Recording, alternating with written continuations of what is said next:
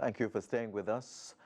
After suffering from a slipped disc during her pregnancy, she had to stop working so that she could recover.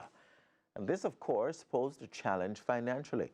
So she looked to the online space and decided to become a full-time virtual assistant. She now encourages others to find their own little corner on the internet and start earning their own revenue. Today, to share 5 tips for your online business is Felicia Taylor Grant, founder, CEO of Phyli's Virtual Office. Tell me about this virtual office, because especially in this COVID-19 pandemic, you find that a lot of things are going online. People are, offering products and services online, conferences online. Everything is just online. So take us through the tips now. As a matter of fact, how did it happen? Not how did it happen, but what happened at first when you started the online business? Well, it was kind of a bit of a buck-up. In the first instance, I started actually in 2014 part-time, and I didn't know I was being a virtual assistant. It was just a friend of mine who had a Canadian friend who needed somebody to do social media for her. And I was like, okay, I'm always on my phone doing nothing, so might as well earn from it. Right. So I started doing the social media for her virtually. And then I was still, in the call center, so I would find other odd jobs on my downtime and so on and so forth. So over the years, I would be doing my research, doing my studies, getting coaching from, leaders in the industry and so on.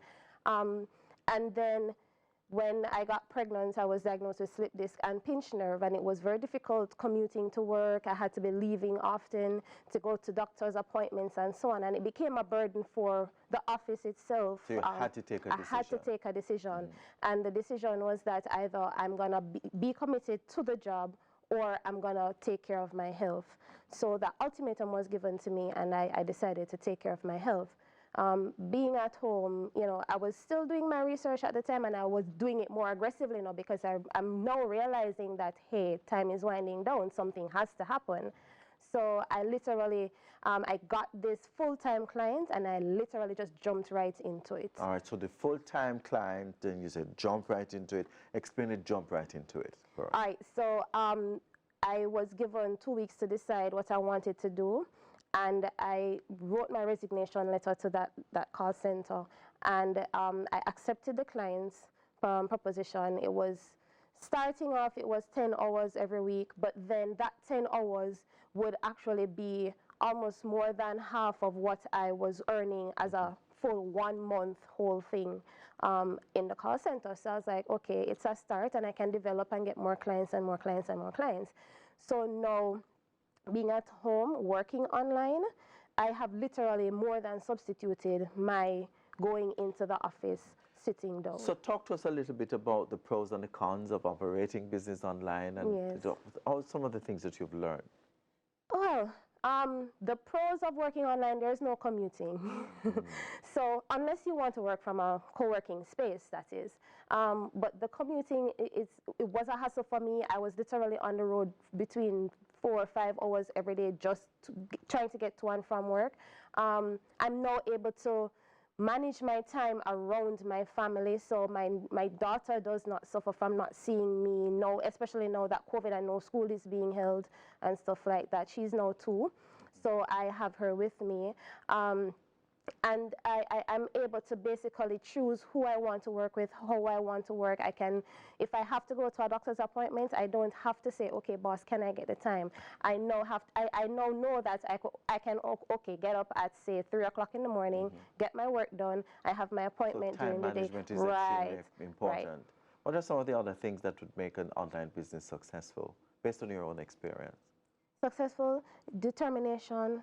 You have to be self-driven, you have to be focused, and you have to know that even on days when you don't feel like getting up, you don't have a boss, So you have to know for yourself what you want. You have to have a why, and that's what really keeps me going. I had to write my vision, make it clear. The Bible says to write it down and make it clear. I have to see it in front of me every single day, and I know this is the reason why I have to get up and make it work and get it done, because at the end of the day, I know I have someone depending on me. I want to make my daughter's life a little bit better than mine was or is, and I want to know that I can leave a legacy for her at the end of the day, and she doesn't have to struggle. Mind you, I'm not going to spoil her. She'll have to learn the ins and outs and be able to manage and function, but at the end of the day, it won't be as hard to have a business or to be able to start a business as it was for me. Right, so take us through the tips now for those persons who are listening and watching,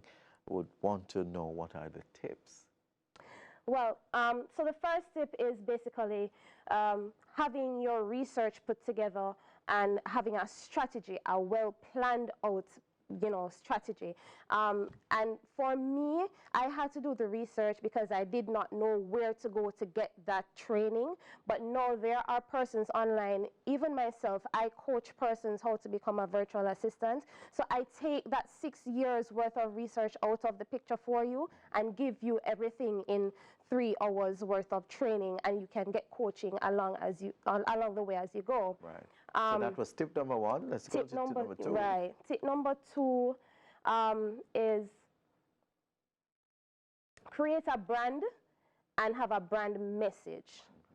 Your brand is basically how people see you, how people portray you, and your message is basically saying who you are, who you serve, and what you can do for them. What is the transformation they're gonna have at the end of the day, or at the end of the 2 months, 3 months coaching session that you would have had for them, or what type of business that you're providing them, or your social media, what are they gonna have out of that? So that message, that 1 or 2 sentence should tell them exactly who you are, what you're gonna do for them. So it sets you apart from your competitors and those who are operating online as well. Number 3. Number 3 is to network.